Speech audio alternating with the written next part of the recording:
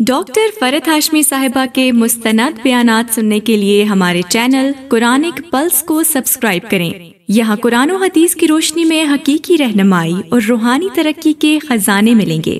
ابھی جڑیں اور دین کو گہرائی سے سمجھیں۔ السلام علیکم ورحمۃ اللہ وبرکاتہ۔ کیا حال ہے سب کا؟ الحمدللہ۔ روزے اچھے گزر رہے ہیں؟ کس کو بہت مشکل لگا روزہ؟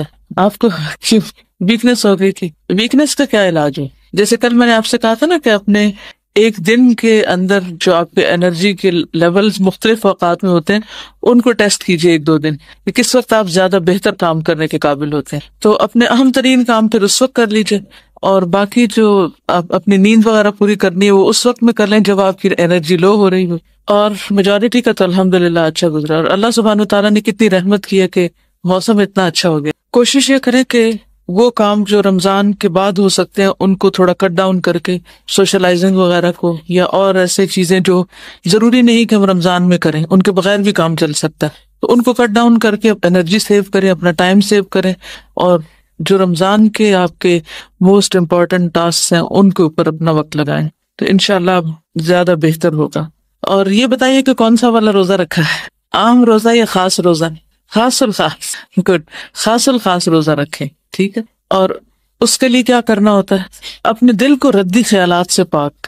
ردی خیالات کی قسم کیا ہو سکتی؟ مثلاً ردی خیالات، کسی کے بارے میں سوچتے رہنا اور بیکار کی باتیں سوچنا، اور ایسے خیالات جن کا حاصل کچھ نہیں، ٹھیک ہے۔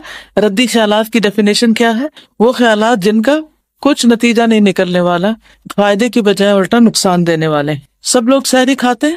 کس نے سحری نہیں کھائی آج؟ اوکے، کم لوگ ہیں لیکن ہیں، تو اس لیے بہتر ہے کہ سحری کے بارے میں کچھ ضرور آپ سے بات کر لی جائے۔ نحمدہ ونصلی علی رسولہ الکریم، اما بعد، فاعوذ باللہ من الشیطان الرجیم، بسم اللہ الرحمن الرحیم، رب اشرح لی صدری ویسر لی امری واحلل عقدۃ من لسانی یفقہوا قولی۔ بسم اللہ الرحمن الرحیم۔ بعض لوگ سحری کرتے نہیں، بعض لوگ وقت سے پہلے کھا لیتے ہیں، جبکہ تاخیر سے کھانا اخلاق نبوت میں سے ہے۔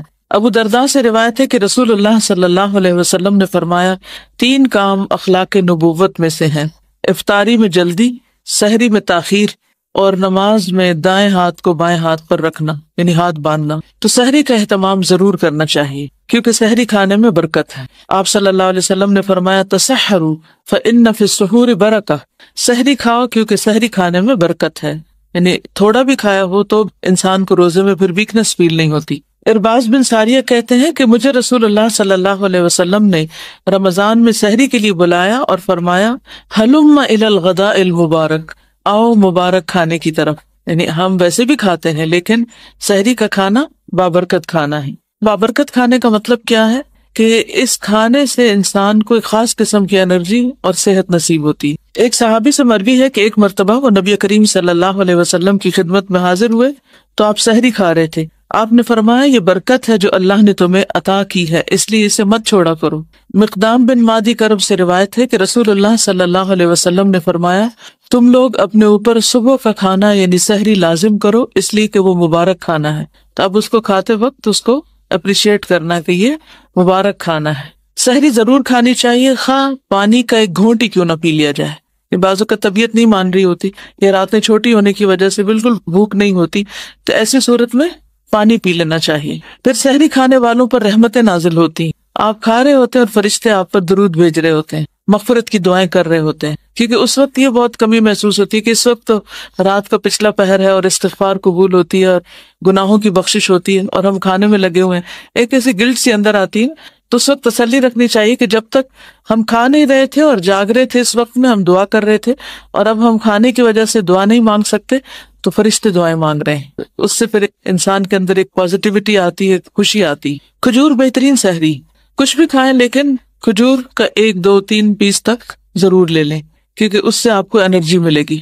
اور پھر افطار کا وقت خوشی کا وقت ہوتا ہے۔ روزہ دار کو 2 خوشیاں حاصل ہوتی، ایک وہ وقت جب وہ افطار کرتا ہے اور دوسرے جب وہ اپنے رب سے ملاقات کرے گا۔ میرا نہیں خیال کہ کسی بھی کھانے میں اور کسی بھی وقت کھانے میں اتنی خوشی ہوتی ہو جتنی افطار کے وقت 2 گھونٹ پانی پی کر ہی خوشی ہو جاتی۔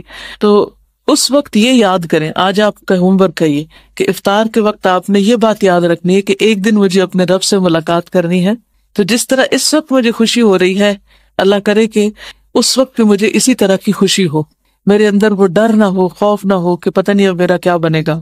پھر یہ کہ افطار جلد کرنا مسنون ہے، افطار جلد کر لینا چاہیے، کیونکہ بعض اوقات ہم ادھر ادھر کے کاموں میں لگے رہتے ہیں، کچن سمیٹ رہے ہوتے ہیں، اچھا میں آ رہی ہوں، اور اس میں 2-3 منٹ بعض اوقات لوگ ڈیلے کر دیتے ہیں، تو ڈیلے نہیں کرنی چاہیے، بس ادھر اعلان ہو اور دوسری طرف افطار ہو جائے، چاہے پانی کا ایک گھونٹ ہی کیوں نہ ہو۔